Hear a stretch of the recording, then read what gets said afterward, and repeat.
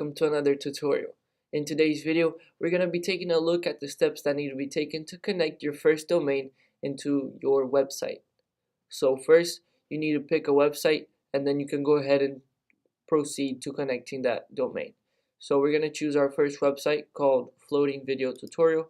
We're going to go ahead over here to more options and we're going to click Connect Domain. Keep in mind you need to buy a domain, an external domain provider, and then you need to connect it here, and then after that there are some steps you need to take.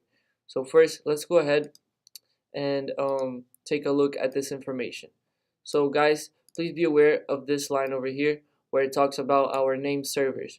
You will need to connect them and validate them through your external domain provider, in my case GoDaddy.com, and make sure these name servers are configured with your domain so it is pointed to Builderall and you're able to host it over here.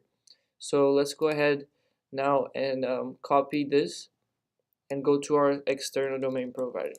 So let's press cancel here, over here in GoDaddy. So this is the domain we're using, gustavohel.com. So we can go down here and we can click in manage DNS.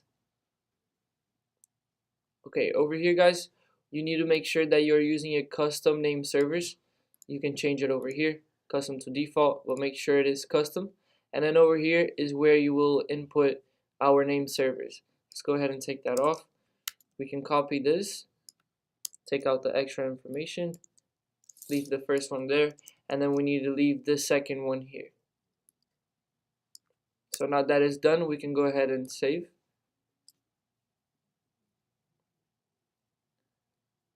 Okay guys, you guys can read here, it says that features can take a while to process. So the propagation of this can take maybe 30 minutes to 48 hours. So please be aware of that. So now that we have connected our name servers, we can go back over here. And to connect our domain now, it's pretty simple. We're going to click connect domain. We're going to put our domain over here. And all we have to do is click save. Again guys, it says that your domain can take up to 30 minutes to be available to access. So please beware of that and make sure to check back maybe in 24 hours to see if everything is good. So let's reload our page and see the name of our website changing to our domain name. Okay guys, so there you go. That's how you connect your external domain into Builderall. Again guys, make sure you validate your name servers into your external domain provider so everything works well. Once again, thank you for watching this tutorial. I hope you've enjoyed it, and I'll see you in the next one.